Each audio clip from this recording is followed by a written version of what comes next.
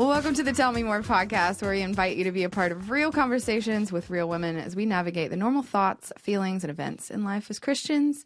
I'm Jess McKinney, one of your co-hosts.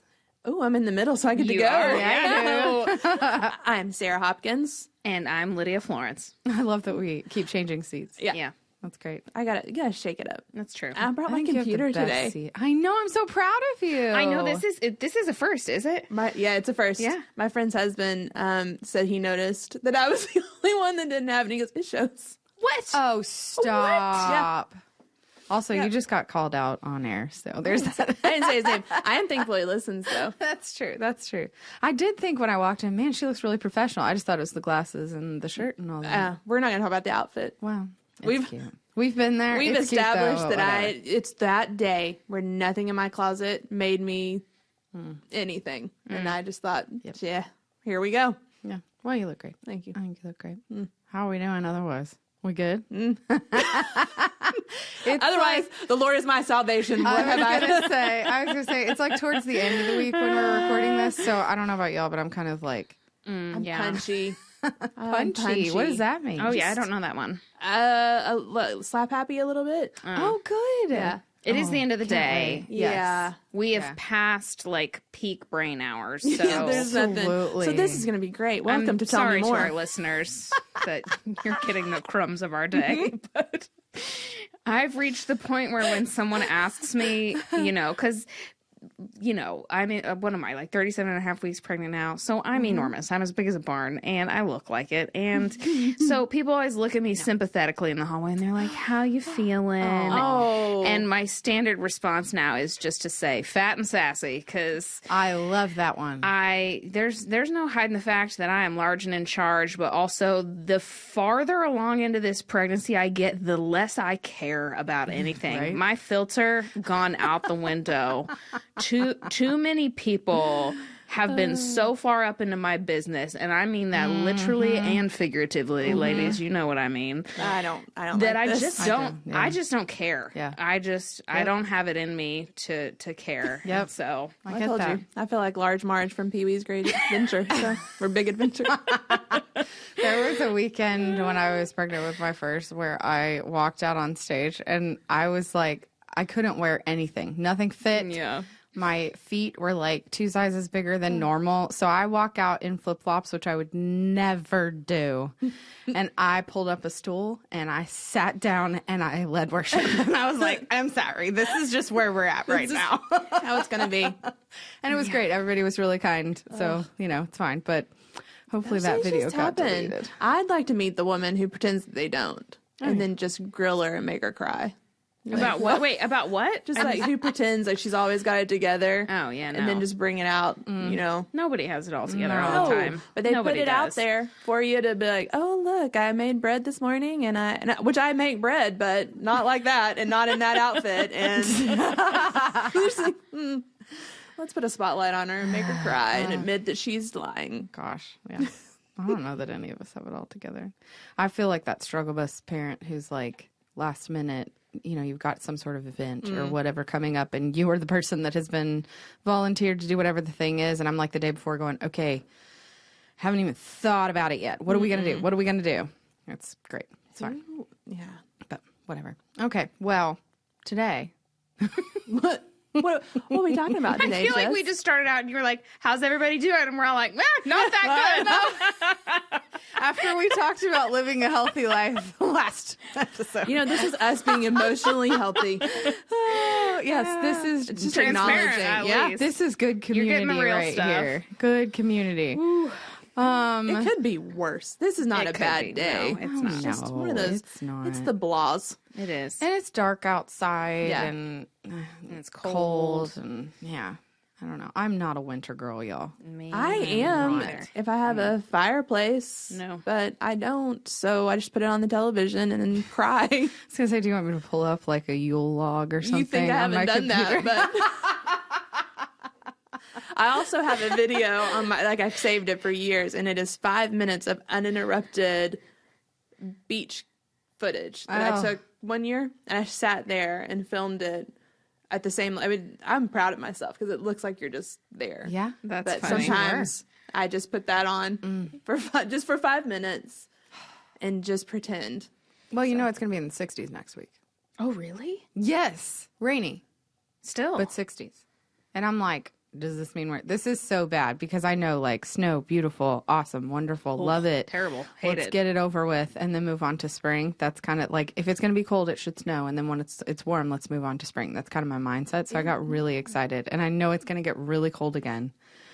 But my brain's like, March freedom. and April are our I know. 2 coldest months. I know. So That's just wait. It's going to be great. Easter's going to be a chilly one this year. It's Oh, fine. yeah. My condolences to the guarantee. pond baptizers. I mean, it's the most fun way to volunteer, so but fun. my It is word. cold. I mean, I did it last year in April, and it was freezing beezing, and this year's in March. Did like, you have the wetsuit last year? I did, Okay. which was really more like a sausage casing, if we're being Right, honest. yes. 'cause They're terrible. the way I had to fight for my life These are to the get in things and that out of people this. don't know, though, It's and the I think they need worst. to know. It's worse than any body shaper you have ever put on. True. But you just, in Yeah. that moment, you're so overcome by the joy of like, we're getting to baptize people in the pond Yes. that you just Every like, tear. you can't care about it because the moment is so joyful. But then there is like this reckoning that you have afterwards when you're in the bathroom stall and you're like, Yeah. what have I done? How am I going to get this off? Yeah, it's terrible. You need Yeah. a partner for sure. It's true. Oh my It's true. goodness. Okay, well anyway, that's a great way to serve people. And so we're going to talk about serving today. But there you go. It's the best I got. I got no segues today, y'all. But we in reality are going to talk about serving. We talked last week about our last episode about living like a healthy life and having priorities in order and things like that. And one of those things that I think is important, and we talk about a lot here, is serving. And what that can look like in your life throughout various seasons and things like that. So one of the things that I had written in my notes was that it's a hot topic to talk about serving because I have experienced some very negative reactions when I have brought up the idea of serving because there's all of those like, I'm too busy for that. I don't have time. I have little kids. I have like, you name the reason. I've probably heard it and probably said it myself, truth be told. But so it kind of becomes a hot topic where we end up leaving it for everyone else to do sometimes, you know? It's one of those things where you're like, yeah, but there are other people who are going to do that, so it's going to be okay. We talk about that on the music team all the time where like people assume, you know, well, they've got plenty of folks up there already. They don't need me. When in reality, I'm like, no, we need you. Like we really do need you. But anyway, so it can be a little bit of a hot topic, but I think we should talk about it because it's something that we're commanded to do, something that Jesus modeled and something that we're told is a big part of living out our faith, serving other people. So before we start talking about it all, I'm going to just read a couple of scriptures that I just kind of did like a really quick, where does Jesus or others in scripture talk about serving so that we can kind of have a foundation for what we're going to talk about today. And then I've got a bunch of like little discussion questions that we'll just kind of go through. So love it. So I'm going to start in John 13 because we're going to start with the Lord modeling it for us. And he was washing his disciples' feet. It said, when he had finished washing their feet, he put on his clothes and returned to his place. Do you understand what I've done for you? He asked them. You call me teacher and Lord, and rightly so, for that is what I am. Now that I, your Lord and teacher, have washed your feet, you also should wash one another's feet. And then in 1 Peter 4:10, it says, each of you should use whatever gifts you have received to serve others as faithful stewards of God's grace in its various forms, which is maybe one of my favorite scriptures ever. And then in Ephesians 6:7-8, it says, serve wholeheartedly as if you were serving the Lord, not people, because you know that the Lord will reward each one for whatever good they do, whether they are slave or free.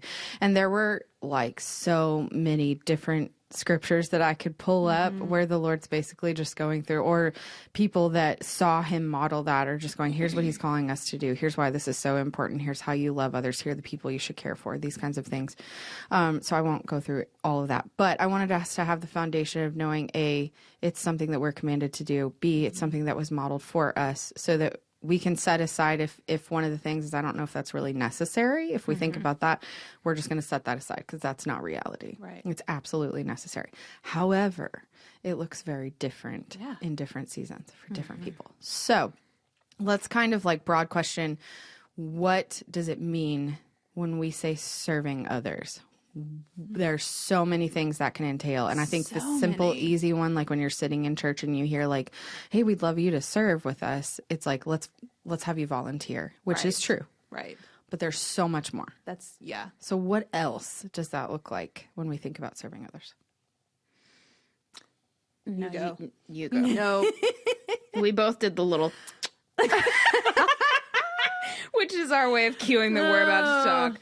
Okay, so one thought that I have is, a fun fact, is that the word volunteer is never in the Bible. But the word serve sure is. Exactly. Doesn't mean volunteer is a bad word. It's not. But Yes. biblically speaking, volunteering as we define it could be an option. Serving is not an option. Right. like what you said. You know, serving is a responsibility that we have. God's word tells me clearly, if I've been gifted in a certain way, I have no alternative but to use that gift, serving with the strength that God gives me for the good of others. So when we talk about serving, I think at its simplest, what that means is using what God has given me. So that can be my time, my talents, spiritual gifts, whatever it is, my home, my physical resources, but really just your life, using what God has given me to give back to Him, first and foremost, for the good of other people. Yes. Yep. That's the most basic. Looking for opportunities that, because you don't have the out of, I don't have time, or I can't do this. It's not an option. So then, okay, how do I do this? And looking at the Lord going, what have you gifted me with? And how do you want me to do that? I think if you're at the ball field and you see just maybe a mom or a dad who needs just someone to listen to them, maybe that's how you're going to do it. Maybe it's bringing people into your home on a whatever night of the week. I mean, it looks so different, but it is serving the body. Maybe it's elderly people in your neighborhood who their family isn't around, and you're spending time with them by just loving that they're out and talking to them. It's so simple. I think that we just don't think it's enough. Yeah, I was going to say, I think we overcomplicate it Yeah. sometimes, because there are, I mean, things just like serving your family or your neighbor. Like, I mean, if you, our neighbor, bless him, there's this little patch of green grass in between our driveways, and he mows it most of the time. And I'm pretty sure that we are responsible for over half of that. And yet he just does it, you know, and he doesn't ask. And it's really kind because it takes us a little bit less time. But like even something as simple as that is just doing something for someone else. And it's a reflection of what God has done for us. So I think that we just overcomplicate it into this big, it has to be this like drastic thing that we've done, or it has to mean giving our money or whatever it is. And it does not. It absolutely does not. So I totally agree. You know how somebody served me this week?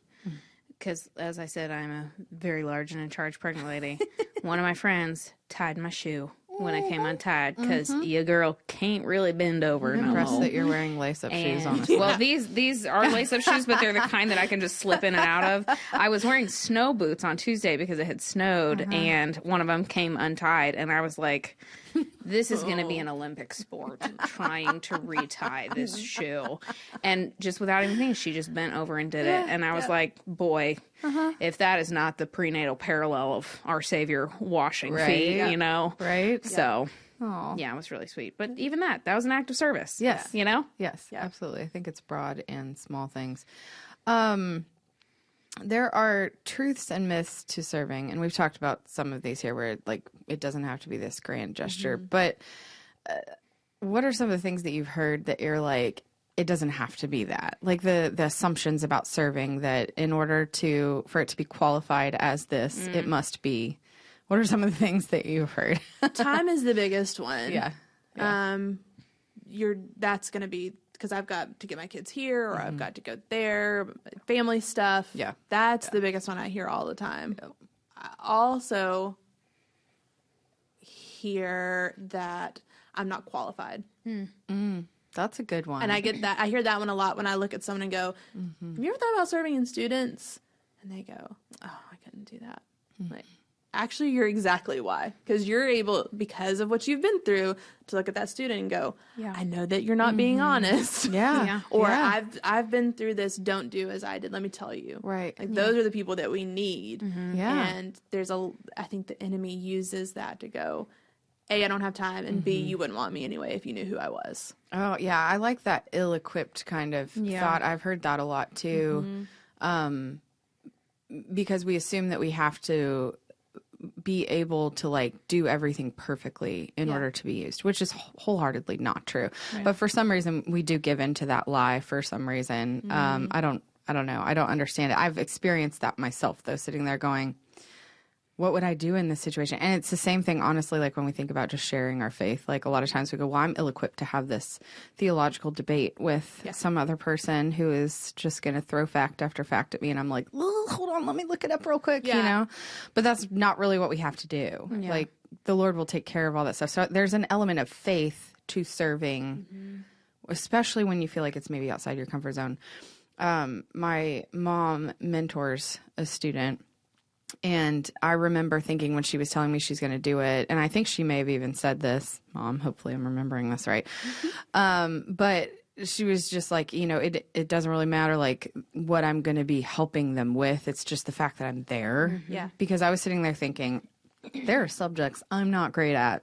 Don't know that I'm the person to come and help you after school with your homework. But it was actually just the presence of someone being there consistently for these kids that matters. So anyway, I'm going off on a tangent, but I do think there's an element of faith in there where like, if your excuse, for lack of a better term, is I'm ill-equipped, that's not necessarily true. There's training available for one thing, but also the Lord takes care of a lot more and you just don't need to worry about it. Show me in the Bible where he used one equipped person.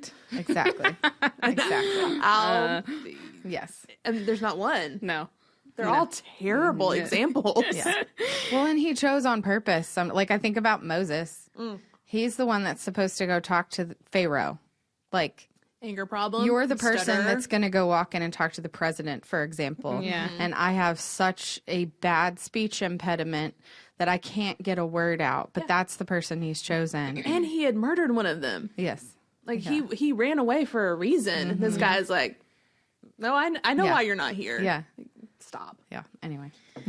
I think one of the myths, and I want to be very careful in saying this, but one of the myths I hear is like, well, if I'm not doing it for the church or in the context of my local church, then it doesn't count. Interesting.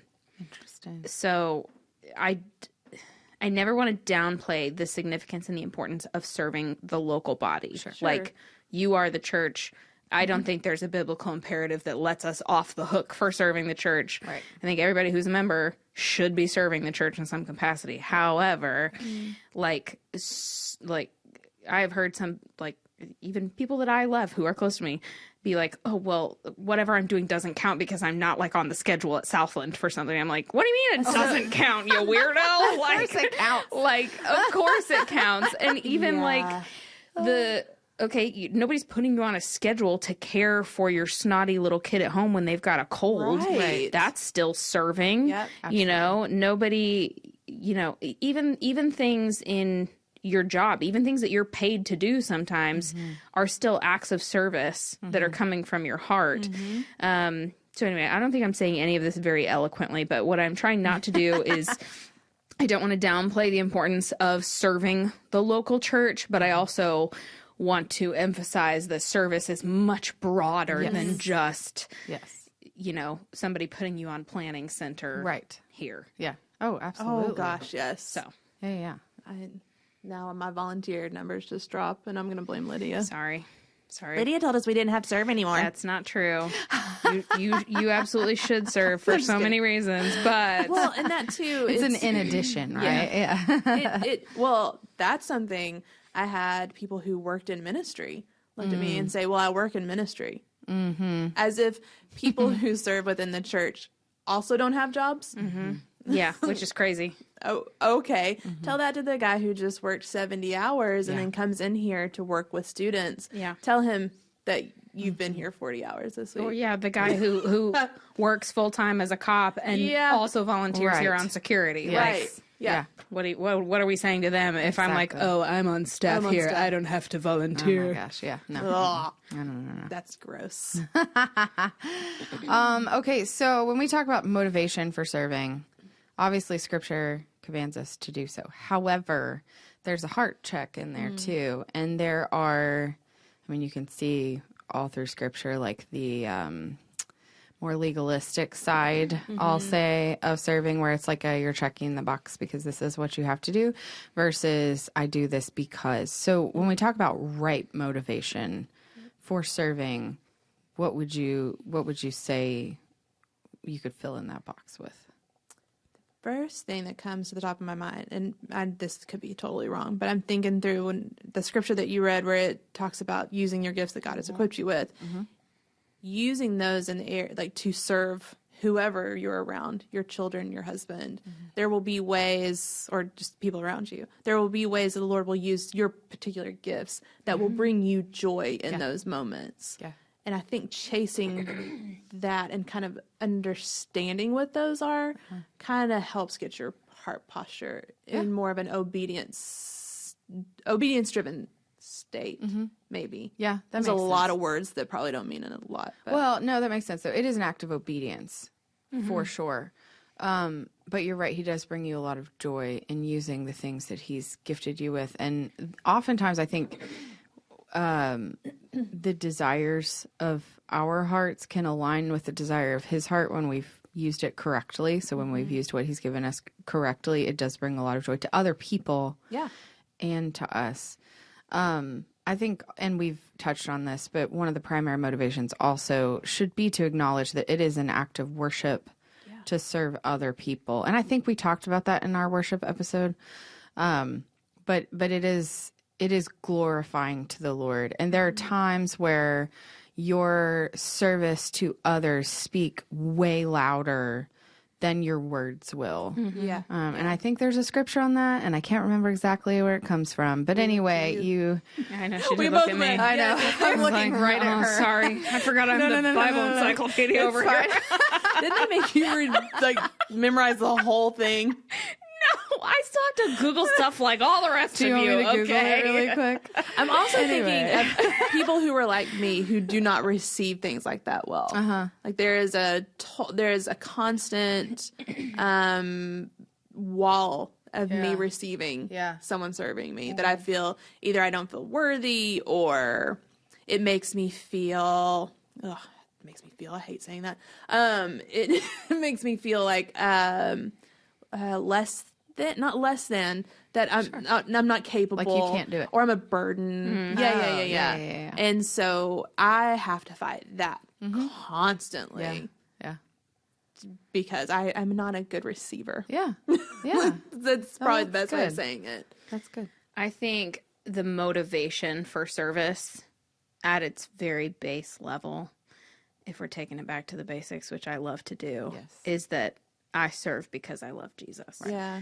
And 1 Peter 5:2, I'm whipping this one out. See, there we go. I knew it was coming. You knew it was going to come at some point, but this is one I've thought about a little bit. 1 Peter 5:2 says, care for the flock that God has entrusted to you. Watch over it willingly, not grudgingly, not for what you will get out of it, but because you are eager to serve God. And so what that verse is saying is, I'm serving, I'm caring for the flock. So this is talking about the church specifically, not for what I'm going to get out of it, not because it gives me the warm fuzzies, not because I'm going to be recognized for it, but because I'm eager to serve God. And specifically, if you go look this verse up, I want to clarify that this verse is in the context of eldership. So it's talking about, this is actually specifically addressing elders. Now, I'm not an elder. I will never become an elder, but if I read something like this that is an instruction to elders and I go, well, none of this applies to me. I'll just move right along to the next chapter. Then I am missing some key wisdom on what the life of someone worthy of leadership looks like, and what, you know, if the elders are the people who are entrusted to the leadership of the church, then we should be able to look to them just as we are looking to Christ for an example. Yeah. So I can still take that to heart even if I'm not an elder. Right. And all of that is to say, the imperative there is to love the people that you serve as an act of love to Jesus. Yes. Because sometimes when you get down to the brass tacks, serving is not glamorous. It might not be fun. You're going to serve, if we're doing this biblically, you're going to serve people who are hard to love, who are weird or who are difficult. And, sometimes those people live in our house. And if you think that you don't have any of those, that means you are one. But we don't serve because of what it does for us. Right. We serve because we love Jesus. Yeah. And then often, like what you're saying, I think what we find is that the more we do that, the more the Lord aligns our heart's desires with His. And we do experience the beautiful byproducts of service that He always intended to be the case. Yeah. But that's usually not the starting point. Yeah. Yeah. So. You kind of touched on like the element of difficulty that comes with serving. And I want us to kind of go two directions, because I was thinking about serving is a sacrifice. Sometimes, yeah. And yeah, it can be a sacrifice, and it's of different things. It's of time, it's of means, it's of gifts, it's at the expense of maybe your own desires sometimes. Like it could be any number of things, but it is not always easy, and we come up with excuses to not do it. Because it's not just easy. If it were easy, everyone would do it, So I kind of want to talk about like some of the excuses that you hear, but I also like the truth behind that. You know what I mean? Like, so for instance, one of the things that I have had many discussions with people about is I am just too busy right now and have small children. I cannot do that in this moment. And I think the context for that is thinking about, going outside of your house and devoting time away from your kids to go and to be a part of something, which I totally understand. I have been there. Like it's difficult for Chuck to find places to serve for that reason, because most of the times that he would serve inside the church, for example, it would be a time where I'm also at church. Yeah. So I understand that, and there is truth in that. However, there are other ways of serving in those times. So one of the ways that he and I have talked about is like him taking care of the kids while I'm doing what I need to do, is him serving me and him serving them by ensuring that they're still getting what they need. So it feels like, oh, I haven't done anything different. But in reality, it is a sacrifice, because we're not co-parenting at that point. I'm away doing something, and he's recognizing that it's serving me to allow me to go do that, so that he can stand, in the balance of that, and then vice versa for him.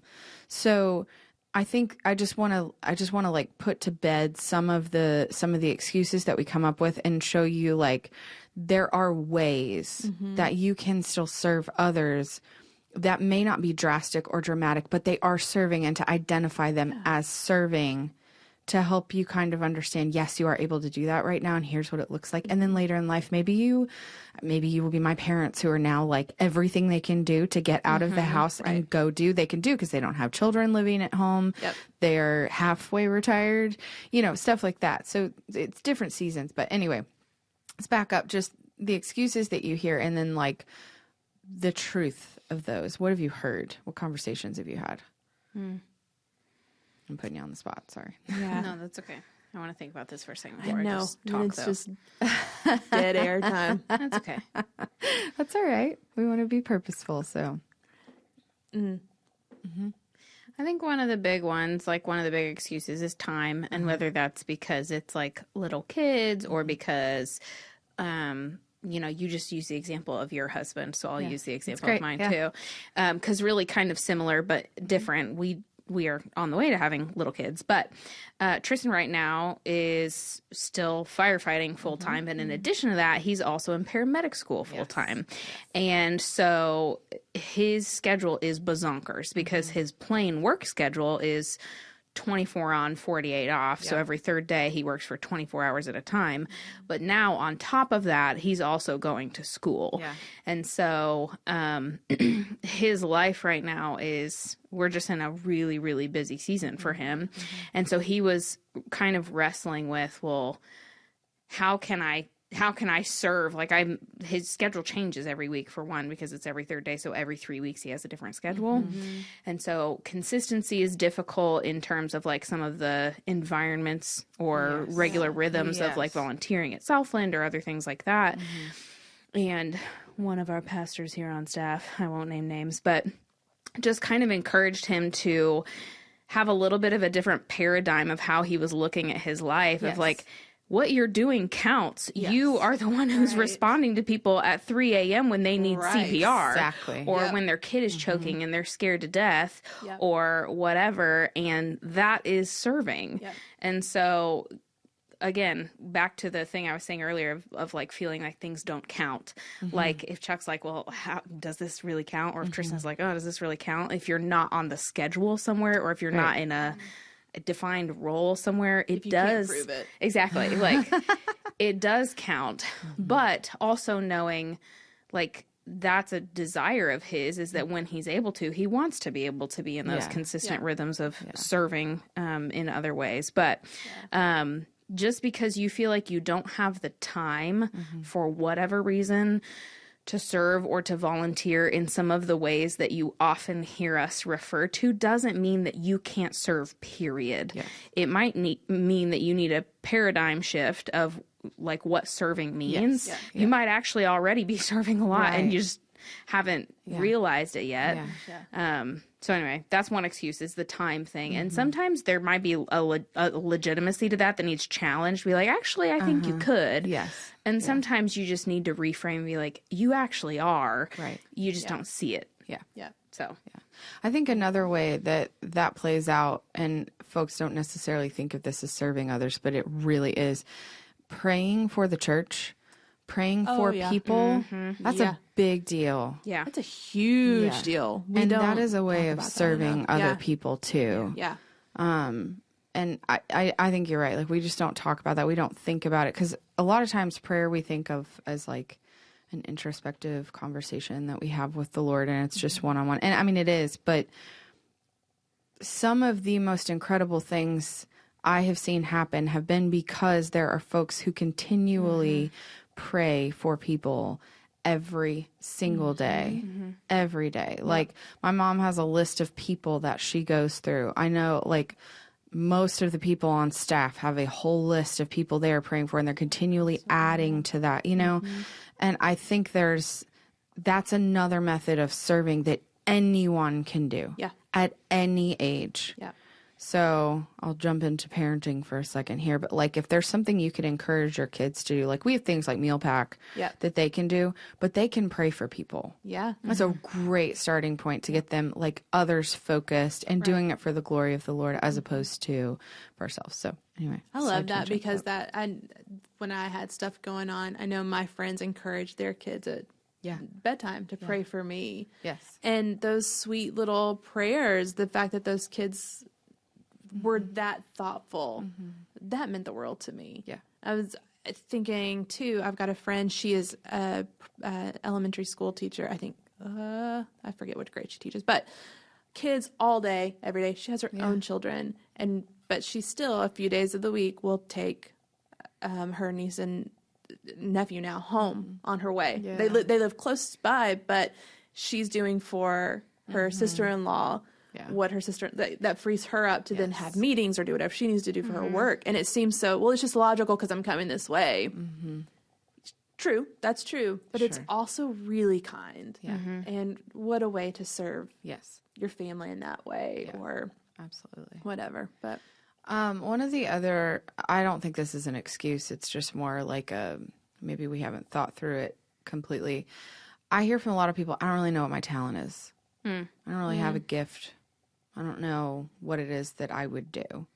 And I think that, like, we all have something that we can do and we can provide, and the Lord has given us to bless others with.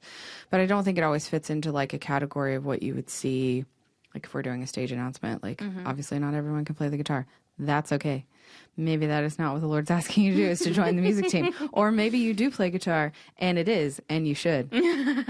Subtle. I almost winked, and then I was like, nah, I won't go that far. Anyway. What other instruments would be really helpful at this time? Should I go into that? This all turns into a music team push. No. But I think asking the people around you, like, if you can't identify those in yourselves, A, like, pray that the Lord will give you opportunity. But B, I think asking the people in your life, like, what am I good at? Yeah. That may you're the really most help. self-critical. Yes. Yeah. And it may be something as simple as like I have a friend who tells literally everyone that we meet at some point early in the relationship, you should come to church with us. No joke. Like, that's just her thing. And people love her, and they always respond positively. Not to say they always come to church, but, like, they always end up having a relationship with her because she's just a person who's, I don't know, she's unashamed of it. And she's like, this is who I am, and I want to be your friend too, you know? Yeah. Even things like that, I think, are gifts that we don't recognize necessarily as gifts, but, like, if you love having people over to your house, sometimes just making dinner for somebody is a really big deal for them. Yeah.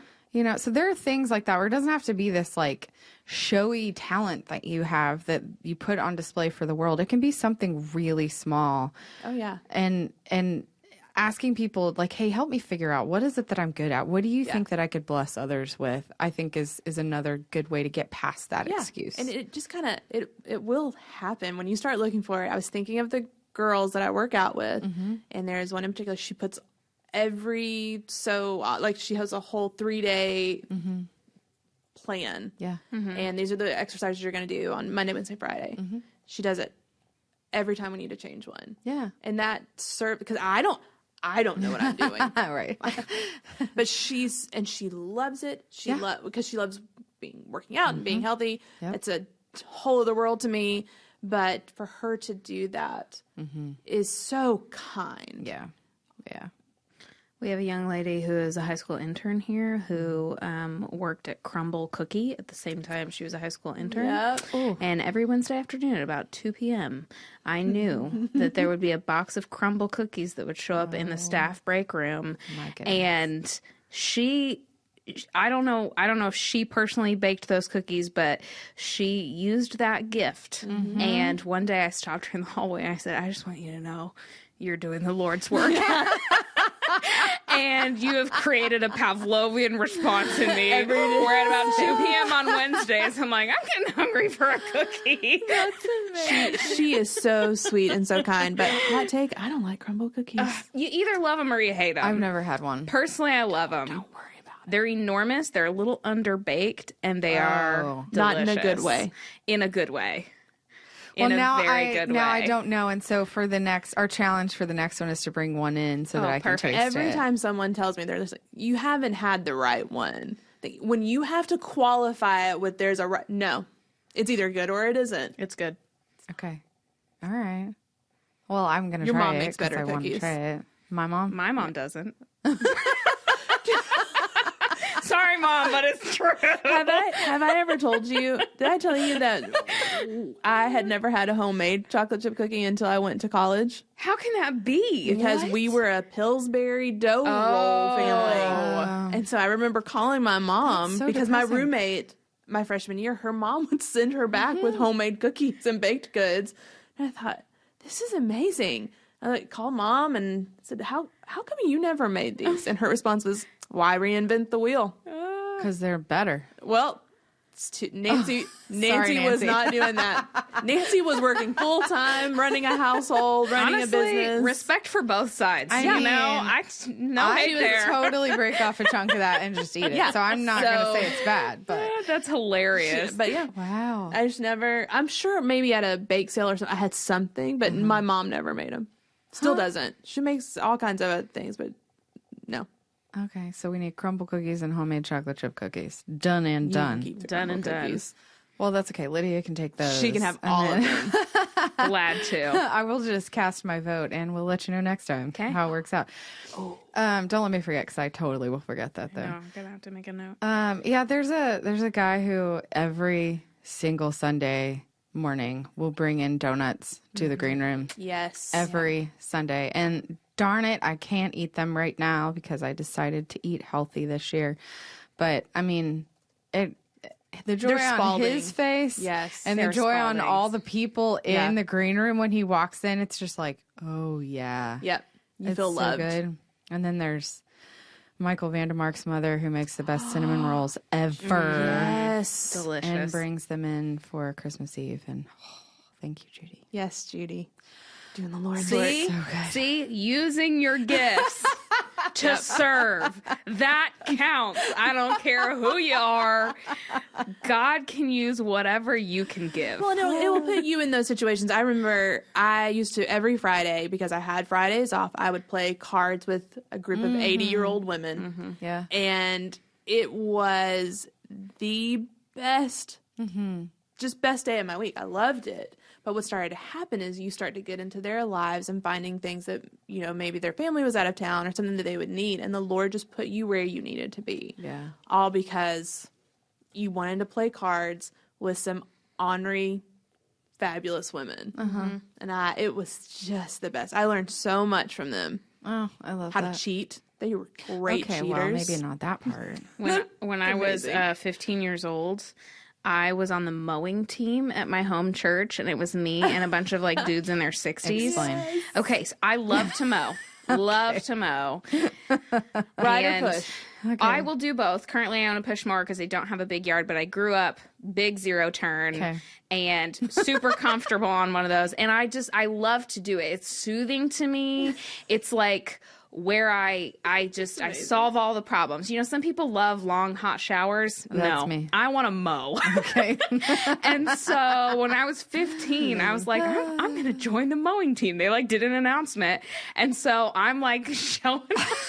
I didn't even have my driver's license yet. And the lead of the mowing team, his name was Chuck, and he drove a big rig. You know, he drove a semi for a living, and he had a Fu Manchu and yeah. just like the guys on that team were so kind to me for no reason. Like they were probably like, you've got no business being here. I love But it. I loved it. And Yep. you know, if I can serve by mowing, you know, we've all got something. The fact that your church had a mowing team, I'm just like, we had we Someone's gotta need to do up it. our game around here. Mowing team. Sure Someone's enough. got to do it. That's funny. Okay, so serving others, we talked about it being commanded of us by the Lord. It's an act of obedience. It's an act of worship. It's because we love Jesus. How in your life, just getting more personal, how has serving impacted your relationship with the Lord? Story time. I tend to be very selfish because I can be, just because I don't go home to people needing my attention. And so it kind of puts me in a better position to remember that I am part of not just the church family, but I am part of creation overall.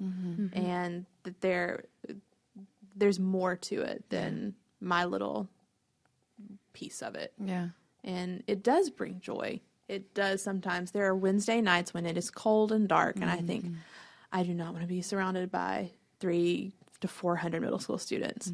And I'm not leading a group. I'm just there. Sure. Yeah.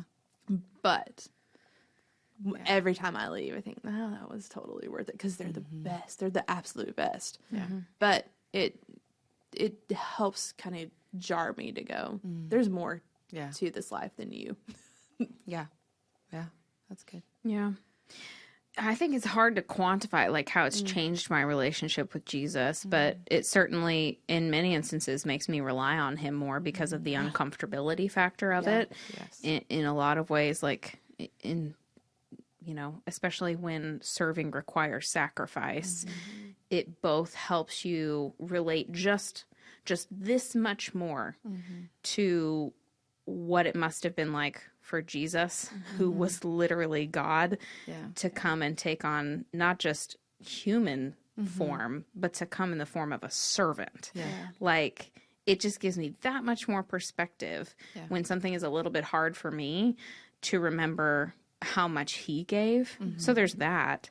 And then there was something else I was going to say. And It's okay. I did that like 10 minutes ago. So left the tracks. Yeah. Baby has the brain today. So. I'll let you know if I think of the other thing I was going to that's say. awesome. Yeah, I agree with all of what you all have said. I think it reinforces my ability to see people like the Lord sees people, because like you said, we can all tend to be selfish and just think of things in our own context. And it is so easy to go about your day and just do the things that you need to do and get in and get out and whatever it is. It is a whole different game when you are looking at every single person you encounter as a creation of God. And knowing that he cares about them and he loves them and they are someone that he's devoted to. Yeah. And I'm called to serve them in some way, even if it's just smiling at somebody. It could be anything. But I think that just helps me keep in perspective. Like, and you know, there are situations where like you're dealing with difficult folks or things like that. And it's easy to just like respond in kind. And so a lot of times I think that will keep my heart in check to go, no, because they're probably having a bad day. I've probably looked like that to somebody before and they're like, wow, what's her problem? Yeah. You know, like it just, I don't know. It just keeps me focused a little bit more on why we're even here in the first place. Yeah. So I think there's that. And then it's made me really grateful for the community that the Lord created. Yeah. Because in almost every sense of serving, like not even just with a group, but like generally when you serve, you are serving someone else or with a group of other people. So there are relationships that come of it, and they're not all deep relationships. I get that, but it's just made me realize like you made us for this, and you created all of these people, and we get to do all of this together. Yeah. And it gives me this like crazy picture of, you know, when we're all in heaven and we're worshiping the Lord and we're able to go on walks with him and whoever else and stuff like, you know, it just gives me this picture of like, this is beautiful. In heaven, this is going to be like 100-fold. Yeah. I don't know. It's just a really good, I hate to say recenter. I don't like that, but you know what I mean? It just keeps me focused. It keeps the main thing the main thing. Yes. Yeah. Very much like we said last time. Yeah. Well said. Thanks. I remember the other thing I was going to say. Yes. This is like a dangerous thing to say and to really mean, but I want a faith that costs me something. Like, I want my life to look different because I follow Jesus. Yeah. And I think serving is a big part of that, especially when we talk about like serving sacrificially, like knowing what Jesus gave up in order to save me. If I'm really serving out of my love for Christ, then I want my faith to cost me something, because I can look at what his service and his sacrifice cost.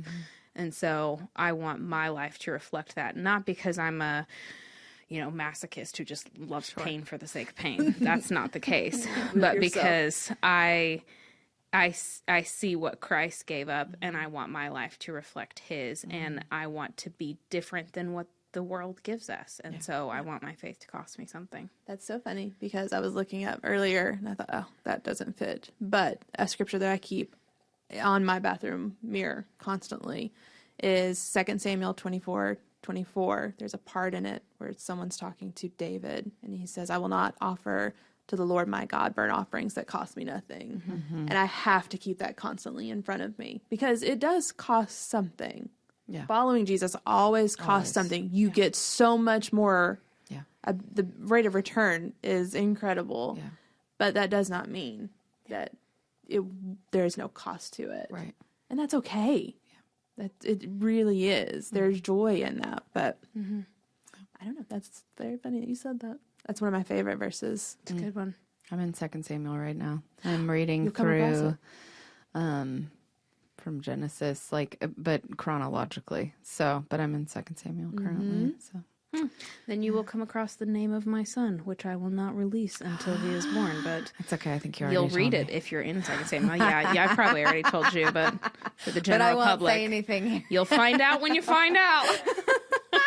There's I will think of you when I of get wild there, though. names in there. It's true, and it's fun to think. Just read through Second Samuel and be like, now what one of these is a good Astra. I was going to say, let's go through all of the A names My that are David's favorite sons. biblical name is Mahalashalahashbaz. Please name Say him it that. slower. Mahalashala. It's actually Sounds like you're speaking in tongues. it's Mahershalal-Hashbaz, but I say it Mahalashalahashbaz. That sounds because better. it's more fun to say it that way. And I think he was Josiah's son. Okay.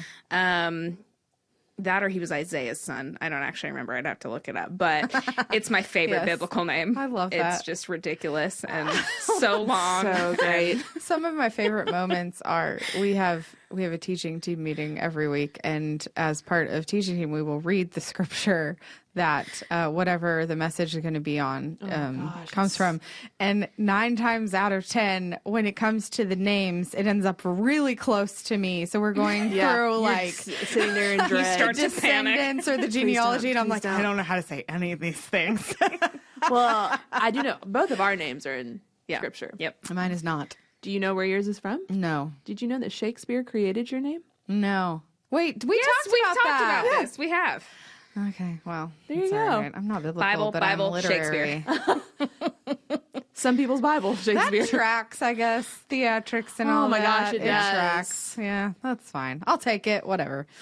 Oh my gosh. Okay, so one of the things that I just, and we can keep talking. I'm not wrapping us up. I just felt like as we were talking, I just think no matter what you're doing right now as you're listening, the number one thing I would like for folks to take away from today is to really spend a little bit of time as you do your quiet time this week, assessing like, what do I do to serve right now?